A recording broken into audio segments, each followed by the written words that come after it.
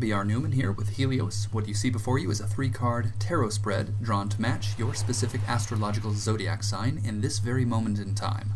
What you're hearing in the background is a soothing set of brainwave entrainment frequencies created for the purpose of assisting you with any obstacles unique to this month, astrological or otherwise, woven into a relaxing, natural soundscape.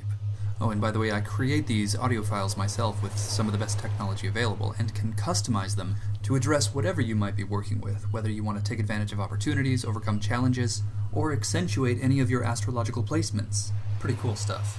And these kinds of things and more are all available on my website, IamHelios.com, and there you'll also find tarot and astrology readings, but also extremely comprehensive yet simple and easy to follow astrology and tarot courses, so check those out.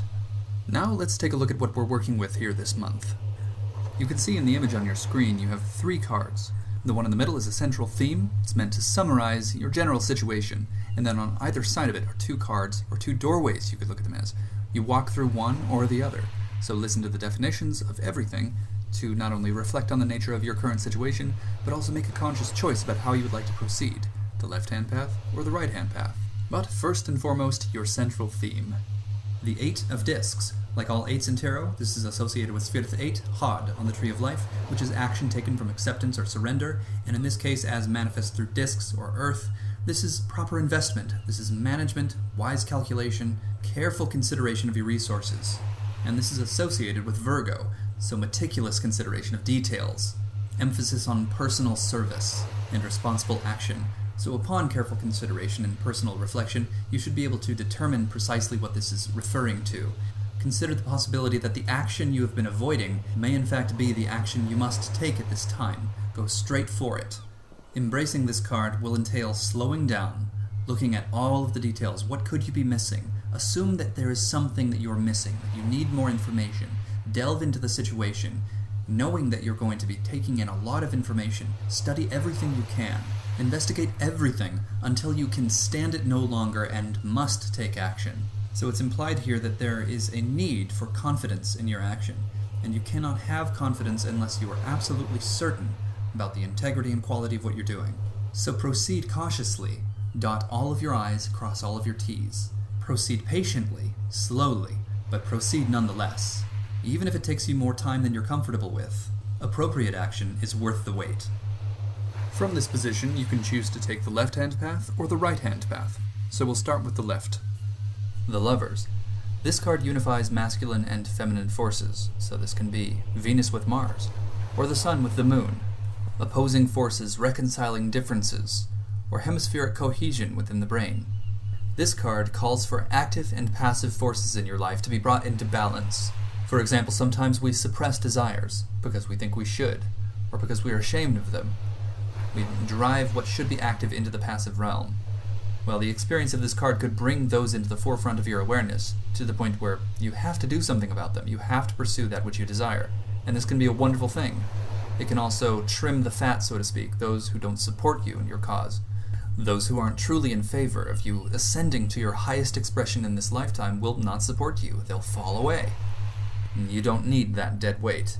Or, for example, sometimes we live only according to our desires and our whims, and are therefore leading a rather chaotic life, without coherence, without order, ineffective compared to how we could otherwise be, a waste of potential. Well, the experience of this card could, in a sense, tear away any sources of false fulfillment, landing us in a figurative or literal rehab, forcing us to bring about the kind of order, the kind of structure and coherence we require to be fully activated, truly fulfilled. In all likelihood, the experience of this card would reside somewhere in between these 2 extremes. And of course, honest personal reflection would allow you to see precisely where you're placed and plan accordingly. The idea is to take responsibility for everything that you can. Be willing to make compromises. Be willing to set boundaries. Be willing to push yourself. If fully embraced, this card could bring about a kind of alchemical transmutation, building bridges between differing belief systems, different cultures, reconciling fundamental philosophical differences, providing hopeless chaos with certain order, a clear answer to a paradoxical quagmire, a map to common ground between opposites, or a master key to render all needless walls obsolete. Or you can choose to approach the situation outlined by your central theme according to the right-hand path. The Chariot is the major arcana card that combines the essence of the Sun and Mercury with Mars. Its theme is forward momentum. On the Tree of Life, it embodies the bridge between Sphere 3 and Sphere 5. So Sphere 3 being Binah, associated with the left hemisphere of the brain, rationality, logic, etc., and Kabura being the foundation of stringency, that which compels us to set healthy boundaries and teaches us the importance of doing so. So it's like a jump between logic and understanding straight to action taken, staking a claim on the fundamental reality of your existence. So written in this card are themes of courage and victory, awakening dormant powers and abilities, finding one's place in life, finding a purpose. This sense of purpose is like the empowering middle ground between order and chaos. The Chariot, taking this straight road, is both very affirming, empowering, and risky. The enthusiastic pursuit of this kind of energy, embodied by this card, can make someone come across as a bit insensitive. The leap between Sphere 3 and 5, of course, bypasses 4, which is Chesed. It's a kind energy. It's a force that repairs and heals the world.